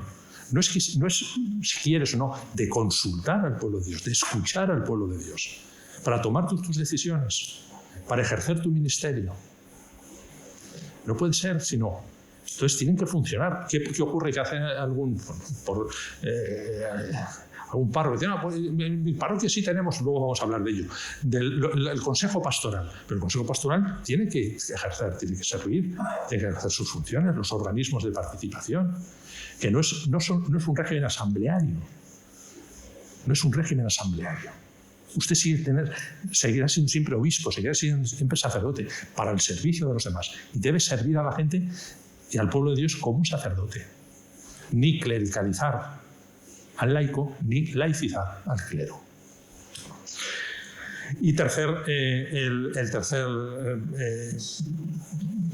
obstáculo es lo que podemos llamar la cerrazón, el enquistamiento en la Iglesia. Es decir, uno de los retos que tenemos es poner todo en conexión. Y ahí lo vemos, pues alguien me decía, y tiene razón, el peligro que supone la ideología, la ideologización que se infiltra. Buscamos seguridades. Entonces busco mis seguridades. Entonces voy a los que piensan como yo, a los que sintonizo con ellos, a los que no me crean problemas, pero a lo mejor es una opción de muerte y no es lo que el Señor quiere. Hay que poner todo en conexión, los grupos en la parroquia. Y por eso el sacerdote debe ser agente de comunión, generador de comunión en su parroquia, en su diócesis, en la Iglesia. No de división, no de opción. Estos son los míos, estos son los que están contra mí. Yo soy el jefe de los que piensan como yo. Es un jefe político o social, un jefe sindical. Usted es un pastor, usted tiene que generar comunión en la iglesia. La labor destructiva de la comunión de un ministro ordenado es inconcebible. Es inconcebible. Y se puede considerar un auténtico pecado. Un auténtico pecado. El demonio es el que crea división. Es el que divide. Es triste, ¿no?, pensar en quien debiera ser Cristo, expresión del amor de Cristo y la realidad de Cristo, que sea agente del demonio, de quien cree, que crea división en su ideológica. Y son los míos y no son los míos. Estos son los que piensan como yo y no los que... El enquistamiento en las seguridades. Entonces, estos son los 3 retos también que tenemos del ministerio ordenado. Voy a hacer muy brevemente, me voy a detener un poquito más en el presbiterado, lo que dice el documento final sobre los 3, el episcopado, presbiterado y diaconado. En el episcopado, pues recordar que lo que dice el Vaticano II, que los obispos ocupan el lugar de los apóstoles como pastores de las almas, y juntamente con el sumo pontífice y bajo su autoridad, cum Petro et sub Petro, sea quien sea la figura de Pedro en ese momento, han sido constituidos por el Espíritu Santo verdaderos y auténticos maestros de la fe, pontífices y pastores. Los obispos son auténticos custodios, intérpretes y testimonios de la fe de toda la Iglesia. Lo dice Papa Francisco también, citando Christus Dominus en el discurso del 17 de octubre de 2015. Bien, el ministerio episcopal, dice el documento número 70 y otros, entendido como cabeza y presidencia de una iglesia local, no implica una concepción monárquica del mismo, ni se concibe como una acumulación de prerrogativas de las cuales deriva cualquier otro carisma y ministerio. Es decir, no es independiente de la porción del pueblo de Dios que le ha sido encomendada y a la que está llamado a servir en nombre de Jesús, buen pastor. Christus Dominus 11. El servicio del obispo es en, con y para la comunidad. Por eso, la comunidad local a la que sigue. Por eso hay una cosa muy curiosa, es un ejemplo, un ejemplo. El documento final, el sínodo recomienda, como signo de la vinculación que tiene el obispo en, con y para una comunidad concreta, una diócesis concreta, pide que la ordenación del obispo tenga lugar en la diócesis a la que está destinado y no en la diócesis de origen. Es una sugerencia, no impone, pero son las propuestas prácticas, que dice el sínodo. Me han nombrado obispo de tal sitio, entonces mi diócesis de origen me ordena. No, vaya, que lo ordene en la diócesis a la que usted va a servir. Curioso, Y también que los principales consagrantes sean elegidos entre los obispos de la provincia eclesiástica, incluido en la medida de lo posible el metropolitano. Un signo, es una sugerencia solo. Pero también por los signos se ve la vinculación, luego hablaremos algo de la provincia eclesiástica. Por eso también es el número 70 del documento final. Por eso la Asamblea del Sínodo pide reafirmar y valorizar los llamados lugares intermedios entre la Iglesia local y la Iglesia toda la Iglesia. Por ejemplo, la provincia eclesiástica, en el 119. En algunos lugares nos hemos dado cuenta que funciona, en otros lugares no. El metropolitano es arzobispo, por un título, no, pero cada uno... Es decir, la provincia eclesiástica, revalorizarla. El papel del metropolitano, el papel de la provincia eclesiástica. Segundo, también las agrupaciones de iglesias, sea en ámbito continental, en ámbito nacional. Ahí por favor, se está hablando, hay una conferencia dentro de poco de prensa, será muy interesante, de la zona mediterránea, por ejemplo. Está el tema de los continentes. El CELAM funciona bastante bien, en Europa no tanto. Es decir, estas estructuras que pueden ayudar. Ya digo, es el 119. Al finalizar la primera sesión se asumía la exigencia de repensar la estructura de las metrópolis y de las regiones, ámbitos en los que los obispos puedan experimentar la fraternidad, el apoyo mutuo, la transparencia y la dimensión pastoral. Puede haber ámbitos donde Se ha hecho en el tema, a lo mejor, de la formación, pero cuesta en otros ámbitos. Hay que ir cambiando. Es un proceso, no hay que tener prisa, pero hay que ir hacia adelante. El documento final también indica de forma específica que el metropolitano puede desempeñar un papel importante en la promoción de la fraternidad entre obispos de las diócesis vecinas, porque también se recoge ya en la primera sesión, surgió el tema de lo que hablamos a veces de los presbíteros, que ocurre también, pero también de los obispos, de la soledad que experimentan, algunos lo han dicho, de forma muy valiente, muy sincera, muy bonita, obispos que se sienten solos. Es un misterio tan fuerte que se sienten solos. Pues al menos esa fraternidad entre los obispos de las diócesis vecinas, de la metrópoli, cómo acompañarlos, cómo esos ámbitos fraternos. El obispo también en su presbiterio. Bueno, se podría decir muchas más cosas, lo dejamos ahí. Vamos al presbiterado. El presbiterado se recuerda a lo que se recoge en Lumen Gentium 28 y luego en el decreto Presbyterorum Ordinis. El presbiterado como auténtico sacerdocio en referencia a Cristo. Primero es este tema, in persona Christi. Lumen Gentium 28 define la naturaleza específica del ministerio presbiteral, indicando que el origen del ministerio presbiteral es Cristo. Cristo es el único sacerdote, es participación en el sacerdocio de Cristo, de la misión de Cristo a la misión apostólica y de la misión apostólica a la misión episcopal y presbiteral. No se trata de que el obispo transfiera a los presbíteros una parte de su plenitud paternal, el sacerdote que actúa in persona episcopi, no hermano, no. Los presbíteros participan en su grado propio del sacerdocio de Cristo, in persona Christi. Y han sido consagrados para una triple función, triamúnera: predicar el Evangelio, apacentar a los fieles, celebrar el culto divino. Sin embargo, no en el mismo grado del obispo, de quien son colaboradores. Por ejemplo, carecen de responsabilidad magisterial, no son ministros de todos los sacramentos y no están a cargo de una diócesis, sino de una o varias parroquias. Ejercen su ministerio sobre todo en el culto, en la asamblea eucarística.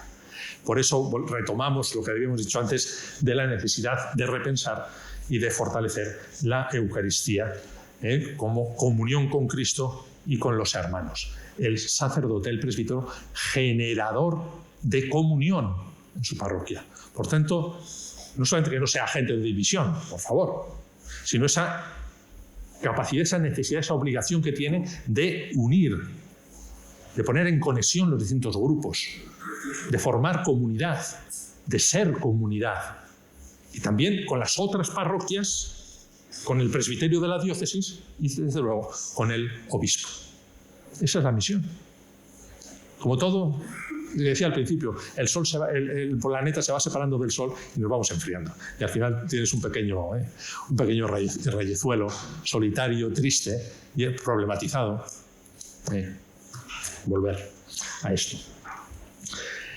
Están unidos entre sí, Lumen Gentium 28, y constituyen un ordo consultivo del obispo, con el que forman un único presbiterio. Esta es una de las insistencias también del documento final. El presbiterio de la diócesis. Cuidar el presbiterio de la diócesis. Que exista realmente, no teóricamente, no el papel, presbiterio.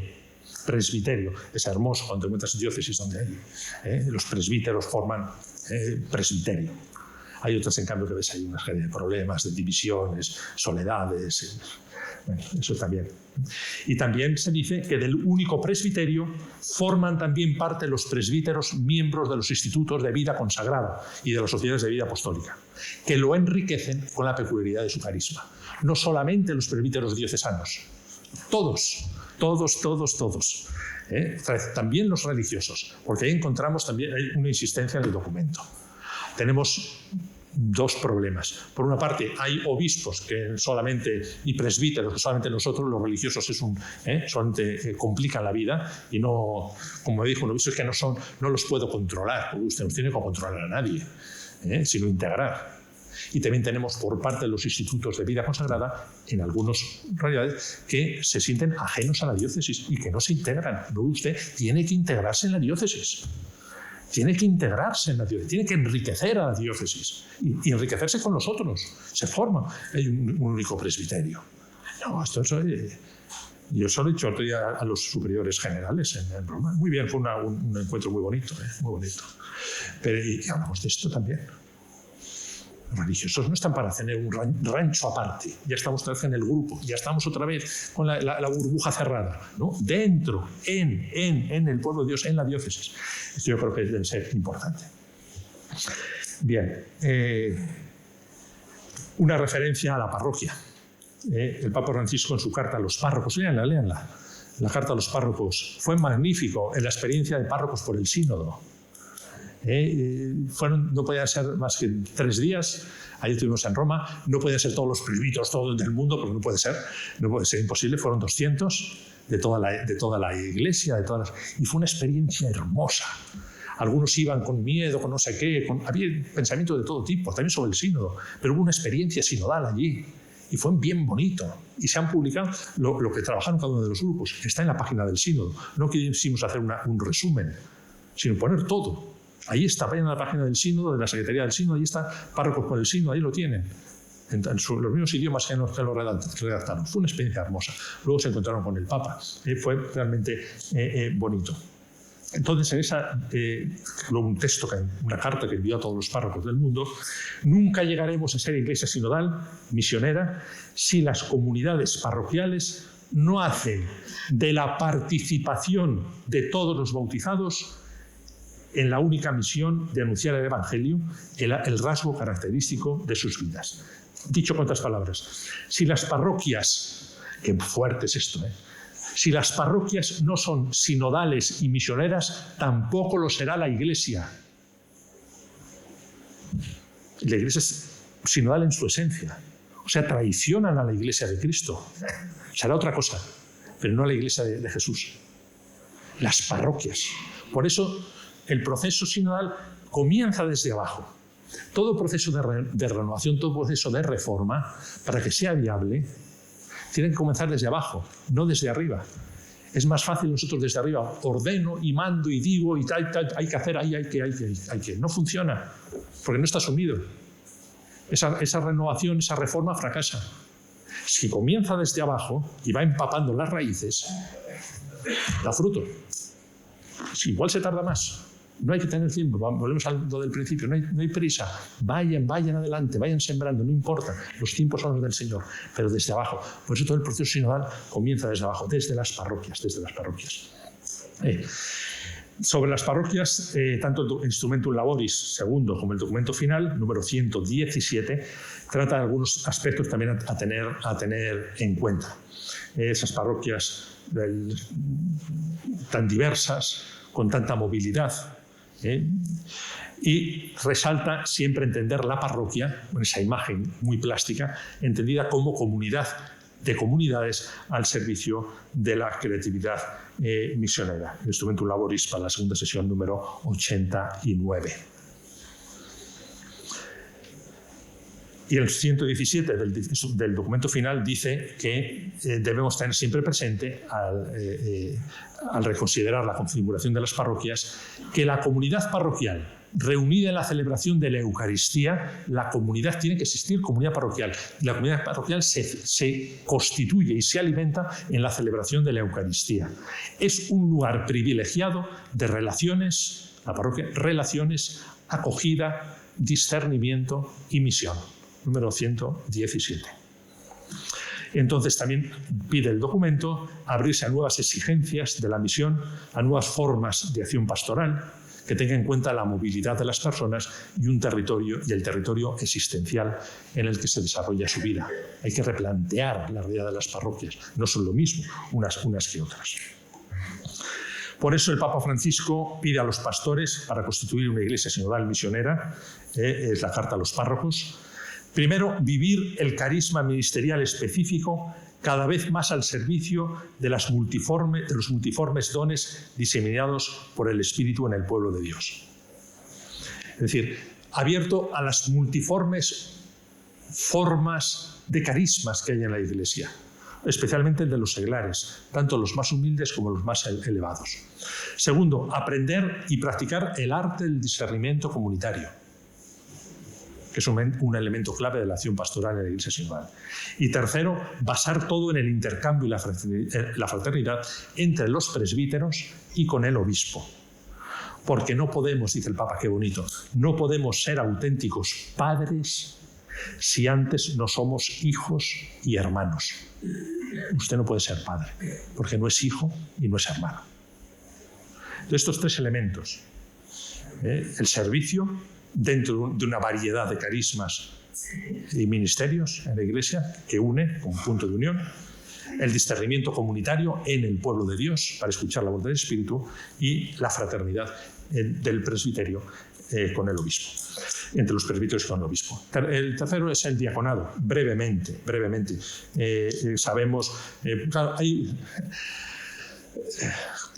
luego hablo de algo de esto, el tema de las diaconisas, ¿no? Que fue ahí por ahí, dice, ¡oh, las diaconisas!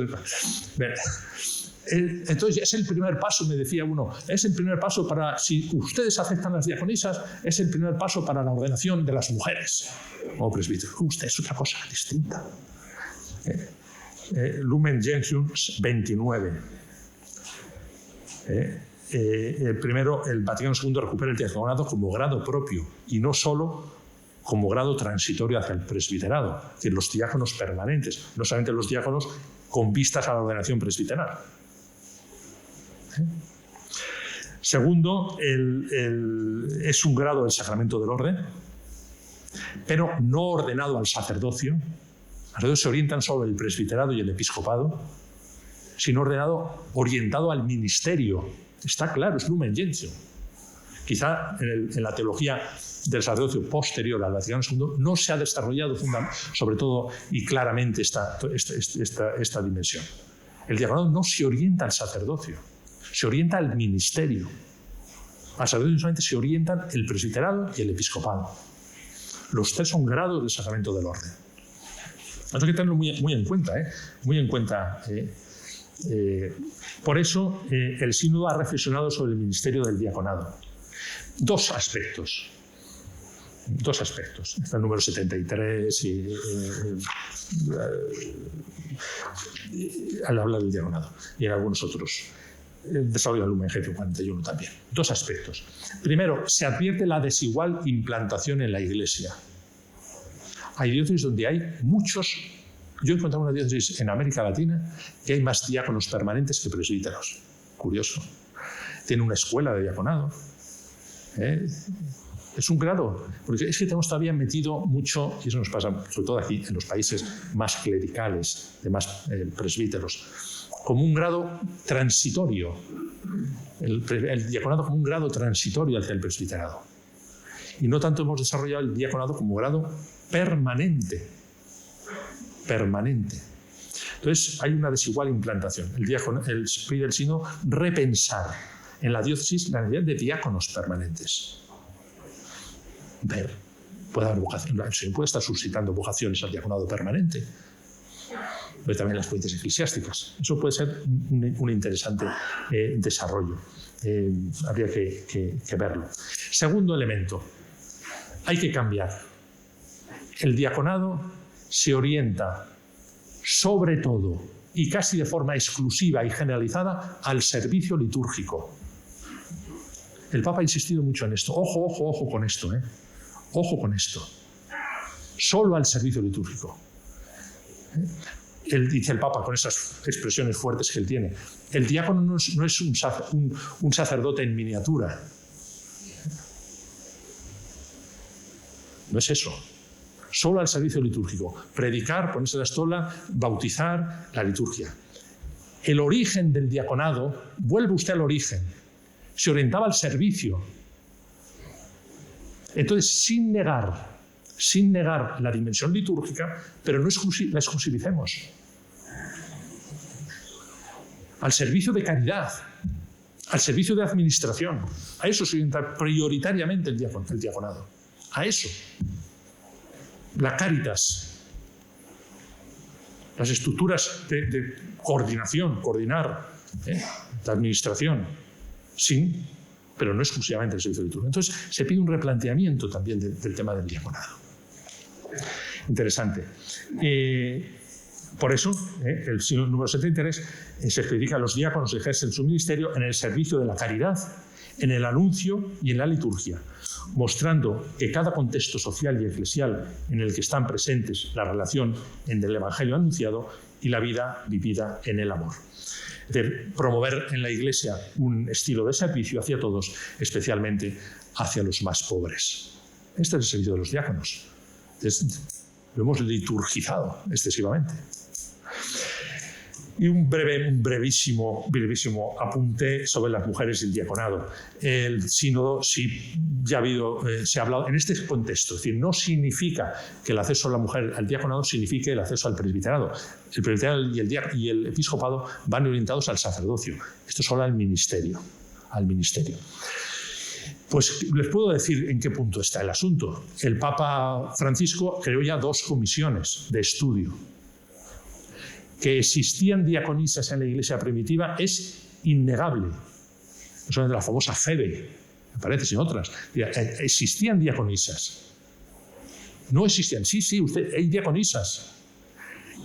¿Qué significaban? ¿Qué hacían estas diaconisas? ¿Cuál era su ministerio? Diaconisas o servidoras. Son servidoras. Era un servicio litúrgico, no consta. Era lo mismo en las distintas iglesias, tampoco consta. Hay algunas referencias históricas donde la diaconisa, por ejemplo, esta es una referencia muy clara, era la mujer que ayudaba en el bautismo a las mujeres que se bautizaban por inmersión. Las teorías pueden decir, hay una mujer la que las ayudaba a salir del agua. Se le llamaba diaconisa. Otra diaconisa era la que servía, la que ayudaba a los niños cuando en las celebraciones eucarísticas. No hay mucho. Entonces no se sabe. El Papa, entonces hay quienes interpretan este silencio como algo positivo. Pueden ser ordenadas también para el servicio litúrgico, y hay otros que dicen que esta ausencia significa que no pueden ser ordenadas. No significa que participen del sacramento del orden. Hay 2 comisiones. Se ha pedido que se siga estudiando. Yo personalmente, si me permiten, no era muy partidario ya de seguir estudiando, ya que el Papa, la autoridad suprema, tiene que ya tomar decisiones. Han pensado, con muy buen criterio, que conviene seguir estudiando el tema del diaconado de las mujeres. Pero hay que plantearlo así, no es que sea... Y por último, también quiero hablar de la relación con los ministerios no ordenados. Los ministerios no ordenados son una forma que toman los carismas. Hay ministerios instituidos, lector, acólito y catequista, y hay ministerios no instituidos. Coordinar una pequeña comunidad, organizar acciones caritativas. Estos son los ministerios instituidos. Y luego tenemos los ministerios extraordinarios. Ministerio Extraordinario de la Comunión, Presidencia de las Celebraciones Dominicales en espera de presbíteros. ¿A qué me quiero referir? Solamente voy a hacer de todo esto una referencia a dos temas, claramente.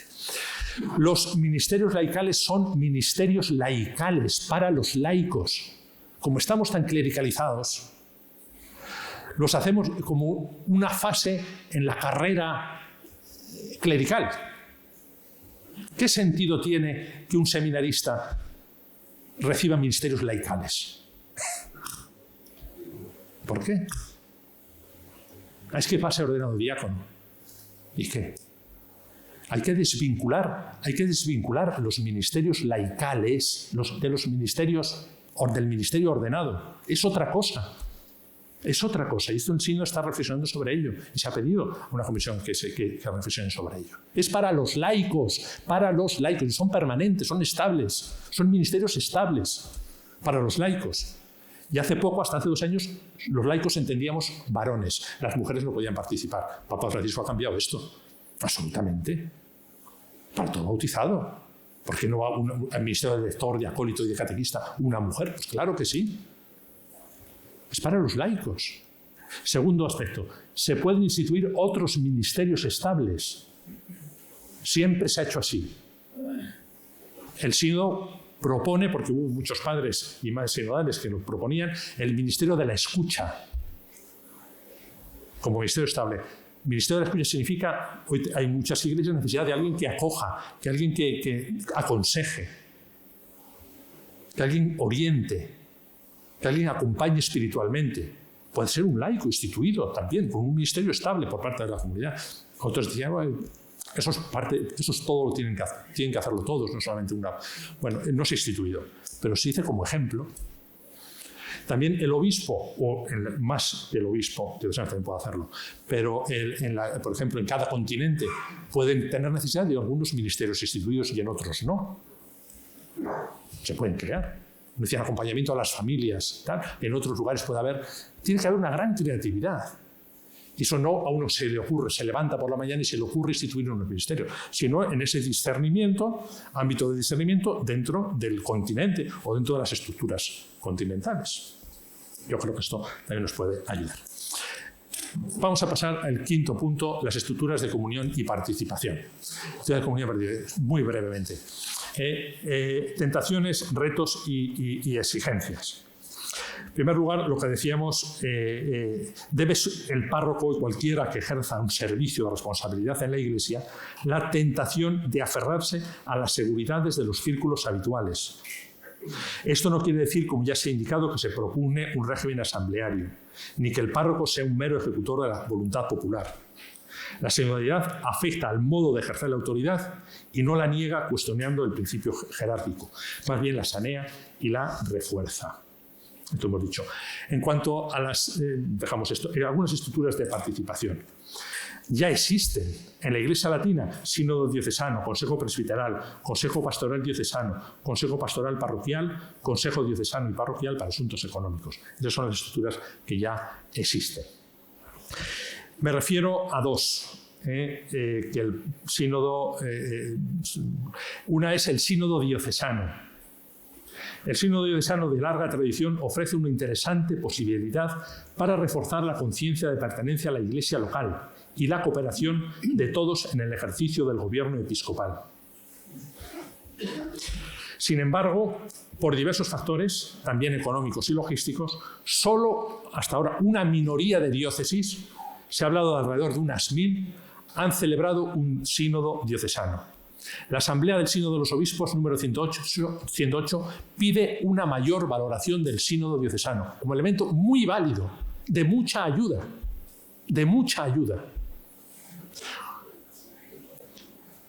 como lugar de escucha, de oración, de discernimiento, como foro de rendición de cuentas, de evaluación, todo lo que es un sínodo diocesano. Por eso pide reforzar las disposiciones canónicas para reflejar mejor el carácter sinodal misionero de cada iglesia local, promoviendo que los sínodos diocesanos sean convocados con una periodicidad regular, que no sea... El último sínodo fue en el siglo XIX. Que sea algo... Estructuras que van.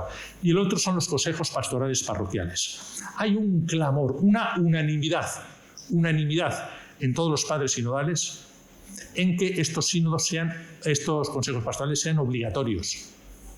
El obispo puede hacerlos obligatorios, y muchos de ellos los han hecho obligatorios. Pero en esta reforma del código, hay una comisión que está tratando de ello, está llevándola a cabo, esto es una cosa evidente. Deben existir. Nos hemos sorprendentemente dado cuenta que en muchas parroquias no existen. No existen. Oiga, usted no puede, que es usted un príncipe, un rey en su reino. ¿Cómo está usted ejerciendo su función de párroco? Tiene que existir. El consejo económico es obligatorio. El consejo pastoral, por si no usted no puede discernir la voluntad de Dios. Si no, usted está gobernando in persona Christi. No. Usted concibe su ministerio como una autoridad, como un poder, como una jerarquía por encima de las demás, no como un servicio. Usted tiene una concepción jerárquica equivocada, que no es la de la Iglesia Católica.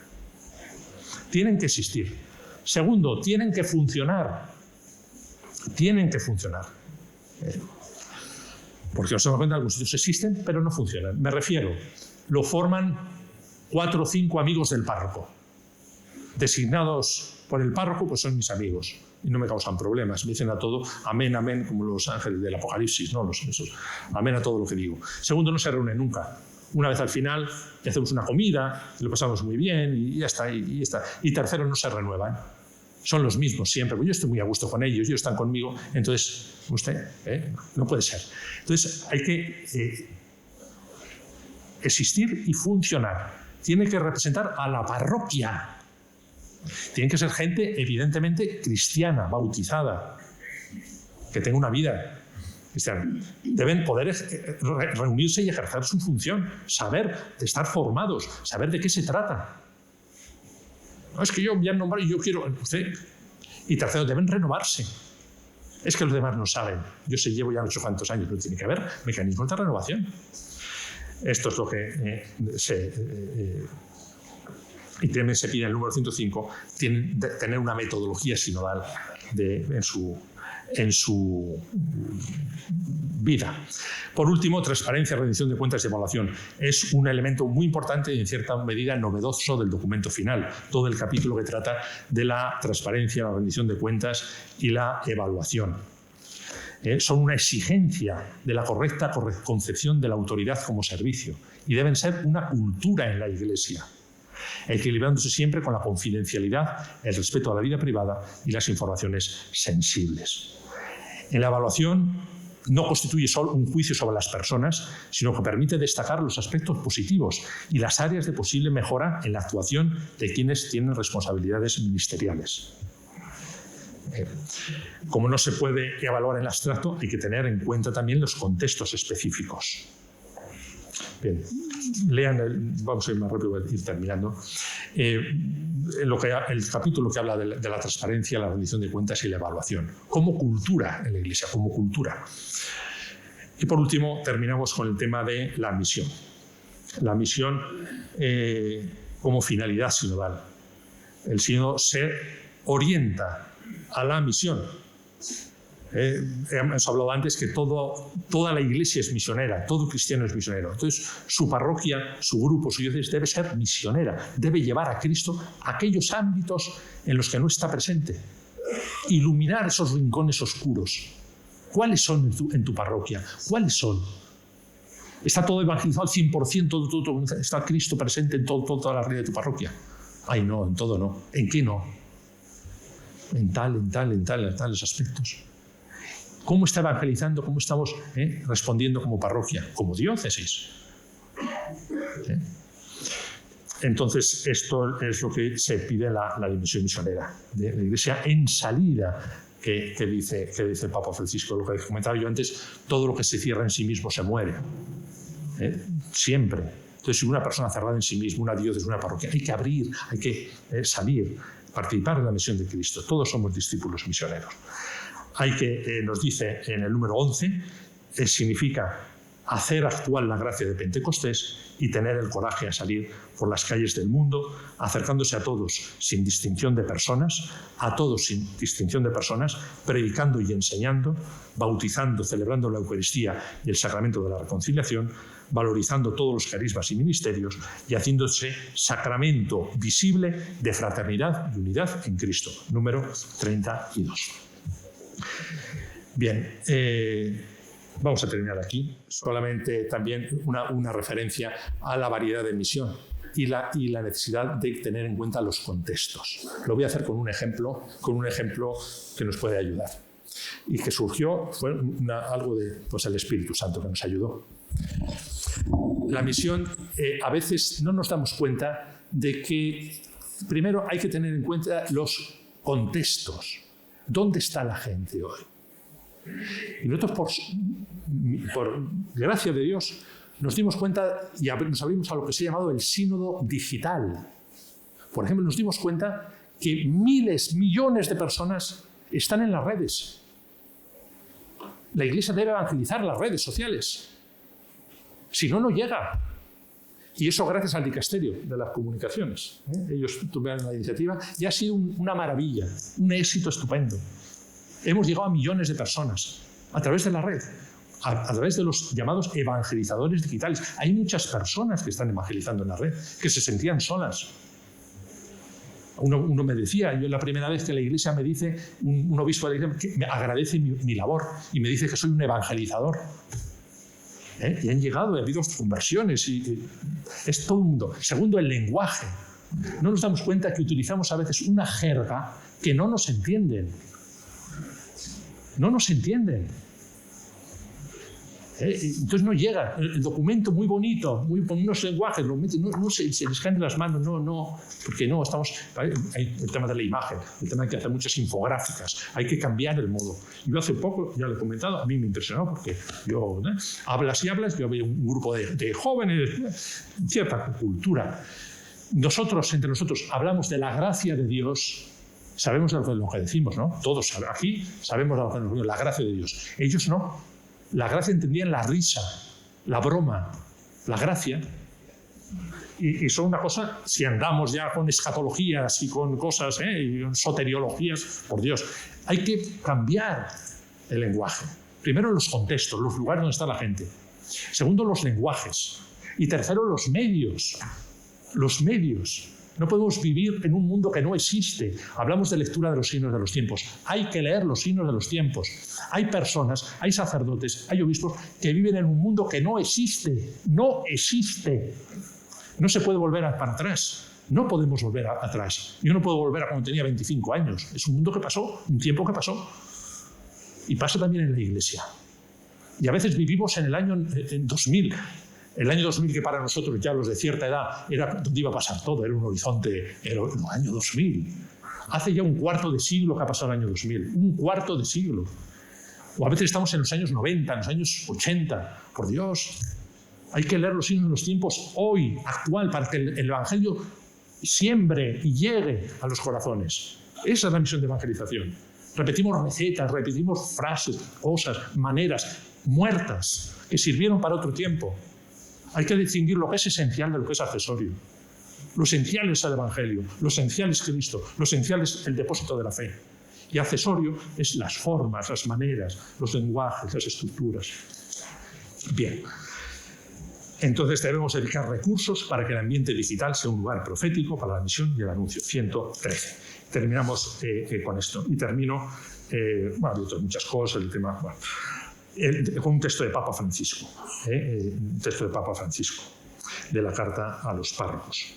Como pastores estamos llamados a acompañar a las comunidades que servimos y al mismo tiempo a comprometernos con la oración, el discernimiento y el celo apostólico para que nuestro ministerio se adecue a las exigencias de una iglesia sinodal misionera. A lo largo del camino descubriremos también el modo para liberar nuestro servicio de aquellos aspectos que lo hacen más penoso y redescubrir su núcleo más auténtico, anunciar la palabra y reunir a la comunidad partiendo el pan.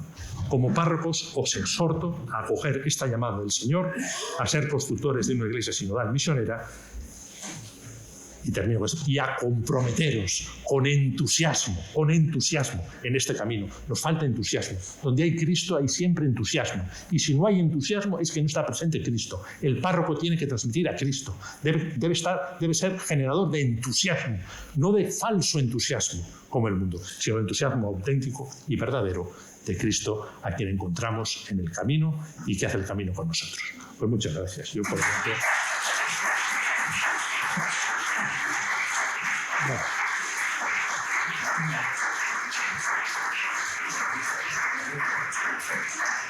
Bueno, ya hablamos aquí. Sí. Bueno, pues vamos a dejar ahora una oportunidad de participar también en esto con alguna pregunta. No vamos a cansarle demasiado. Les entrego 4 preguntas por las actividades que tiene después. Y recuerdo que esta noche era a las 7, ¿verdad? A las 7, en el Salón de San Isidoro de Cartagena, en el Martillo, será un encuentro con los laicos, que si pueden venir, será importante también porque es una oportunidad de ir reflexionando de estas cosas que son esenciales.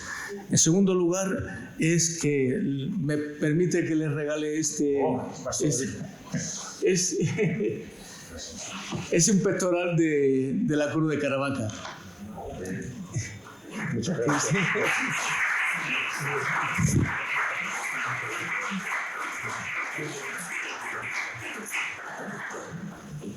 no es que tenga mucha importancia, ese seguro que vale menos que el que usted lleva, pero tiene también para nosotros un valor muy importante. Acabamos de tener un año jubilar que han pasado unas 800.000 personas por la ciudad de Caravaca, y las parroquias de la diócesis y no solamente de la diócesis, de muchísimos sitios han venido también a peregrinar a la cruz de Cristo. Y es para nosotros un orgullo el que pueda usted tenerlo. Acuérdese de nosotros. En el corazón, con la cruz. Muchas gracias. En tercer lugar, pues damos la participación también a los que queráis tener alguna pregunta y que sea lo que Dios quiera.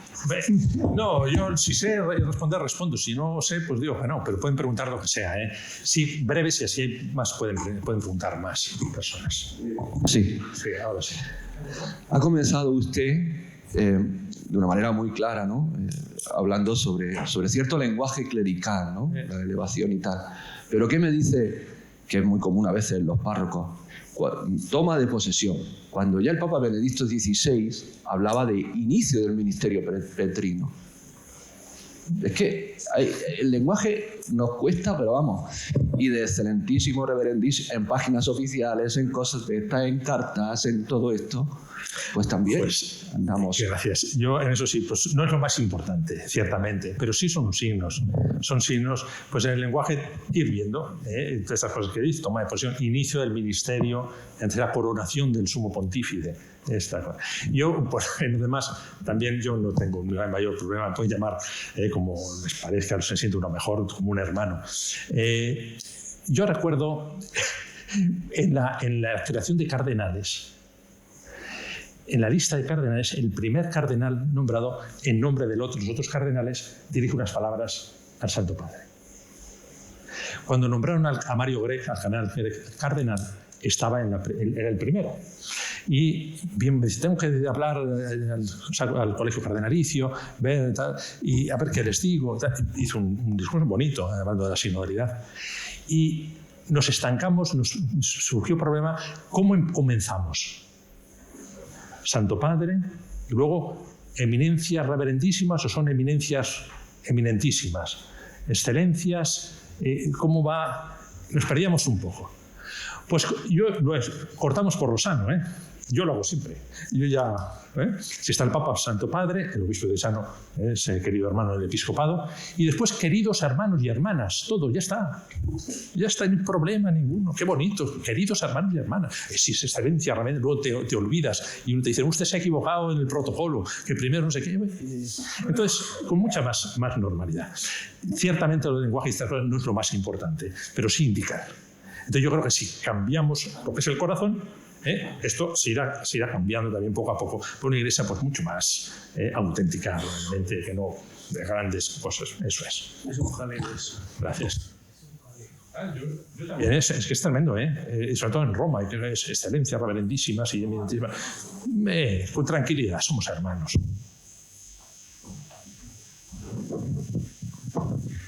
Vamos a ver, mire, leyendo el documento, cuando lo leí, escuchándole a usted, me hago la siguiente pregunta. A veces hablamos de conflicto. ¿No sería mejor que cambiáramos el lenguaje con lo que significa y habláramos de problema? En el conflicto siempre el otro es un enemigo, a batir. Cuando decimos problema, todos somos víctimas y por tanto estamos convocados a resolver la situación. No ese es el camino de la sinodalidad. Y en segundo lugar, leyendo esto y escuchándolo a usted, hay que provocar una revolución en gran medida en el derecho canónico. ¿Eso se va a hacer? Gracias por las dos preguntas. La primera, pues gracias, de acuerdo. Sí. Lo que pasa es que el conflicto son términos ya técnicos. El conflicto también en otros idiomas hemos tenido cierto problema en esto, no solamente en eso sino en otras palabras también, pero sí, el conflicto entendido así, entendido como usted lo ha dicho, ahí sentido, no como yo vengo a imponer en sentido. En el segundo, la pregunta le diré que sí, hay, por supuesto. Hay una comisión, se crearon 10 grupos de trabajo, no me refiero a esto porque esta tarde hablaré más de ello, 10 grupos de trabajo para desarrollar algunos aspectos de la sinodalidad que ya vienen de la primera la primera etapa. Y se ha creado aparte de esto, una comisión canónica, que yo vine aquí anteayer tuvieron la reunión. Es una comisión, son unas 10 personas, de todo lo coordina el Dicasterio para los Textos Legislativos del Vaticano, y hay en vista un desarrollo. No se sabe todavía o si será antes de un cambio, una revisión de todo el código, que habrá que hacerlo, ya puede haber unas lecturas o unas decisiones canónicas también del código ya para ir funcionando. O si esperará, será una línea para... Pero está en marcha, eso ya están trabajando, ya están en ello y bastante bien, van avanzando, por supuesto, gracias.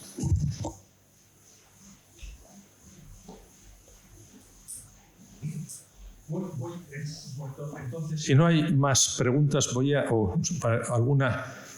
quería yo comentarles, a ver si está aquí. Ahí no la tengo aquí. Vamos a ver. Bueno, sí, comentarles, no sé por qué no. Aquí está. Primero, quería hablarles de una propuesta de metodología para el discernimiento. Habíamos hablado de discernimiento. Entonces, son unas orientaciones que hemos hecho en el sínodo que si les pueden servir, bien. Si no les sirven, las olvidan. Pero disciernan en comunidad, con todos. Con la parroquia, entre ustedes, con presbiterio. Primero, es conveniente que exista una presentación clara del tema a discernir. ¿De qué estamos hablando? ¿De qué se trata? ¿Cuál es el tema? No una especie de cajón desastre donde hablan de allí claridad. Segundo, un tiempo conveniente para preparación en la oración. Esto, curiosamente, ayer lo he comentado. Cuesta. Entonces nos metemos, vamos a discutir. Y la oración hacemos rápidamente, un Padre Nuestro, una cosa ya hecha rápidamente, que ya nos olvidamos. Tranquilos, un tiempo, como realmente les he dicho, para nosotros ha sido una bendición de Dios los 3 días de retiro. Los 2 días de retiro antes del sínodo.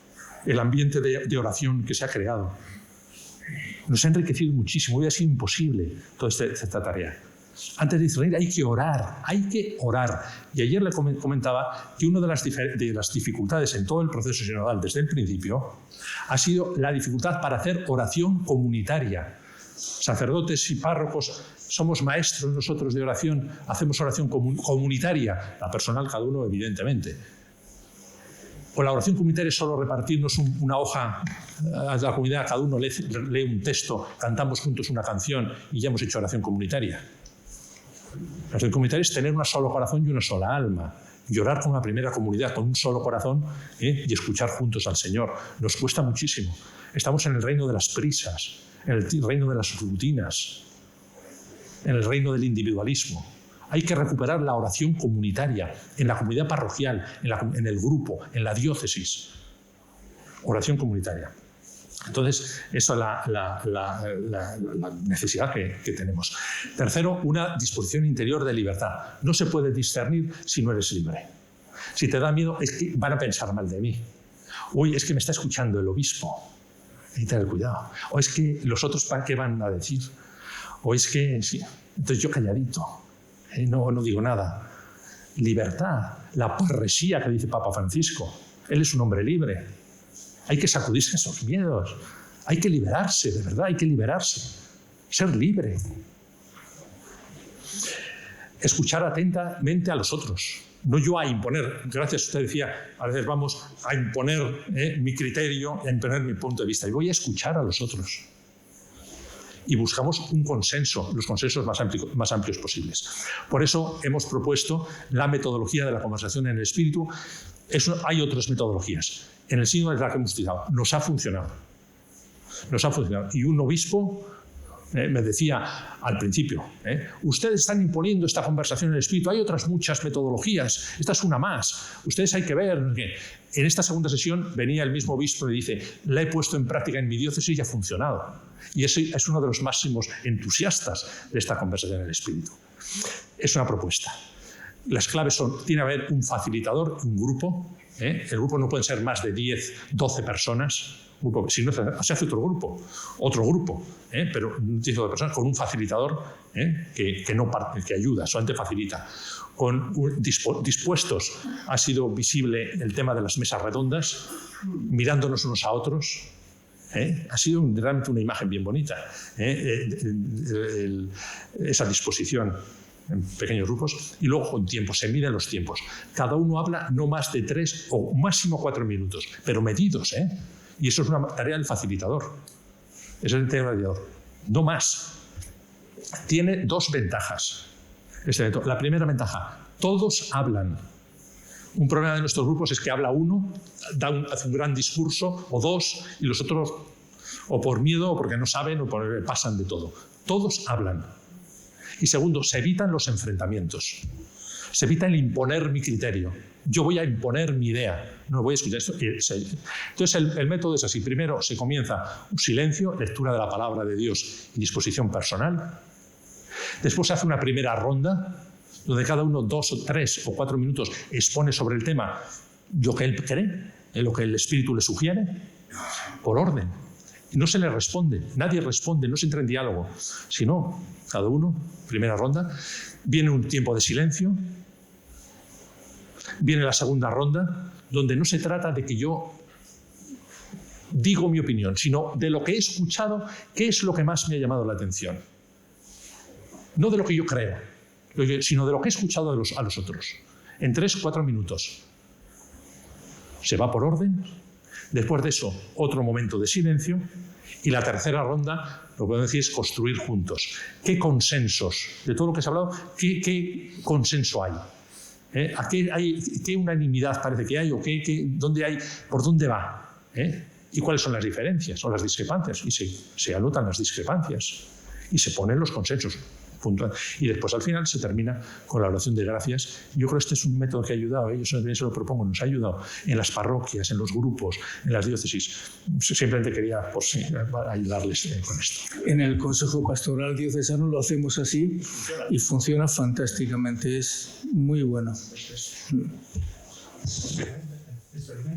Experimentenlo porque ayuda y se crean consensos. Y lo hemos utilizado y por eso el documento del sínodo, este documento ha tenido una aprobación, ya digo, enorme, era muy consensuado. Y esa ha sido la riqueza. Cada uno puede expresarse y se evita. Si no le sirve, busquen otro. Luego se pueden siempre adaptar. Siempre se pueden ir adaptando. Gracias. Pues muy bien. Muchas gracias por este día. Muchas gracias también, don Luis.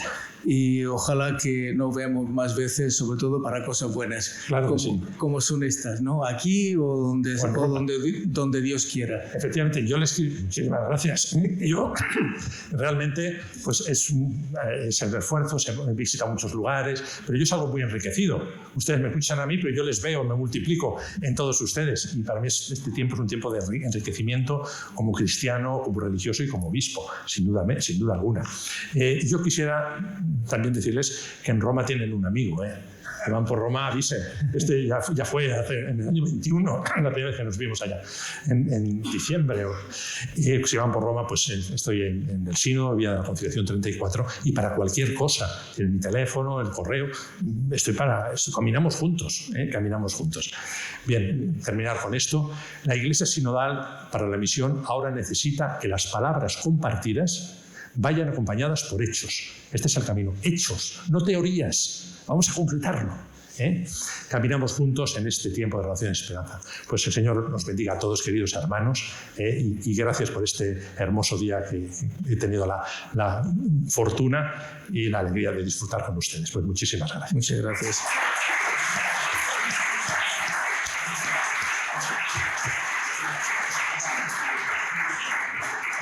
Terminamos cantando a la Virgen la salve y pidiéndole a ella también que no nos deje, que siga también poniendo su mano sobre nuestras cabezas.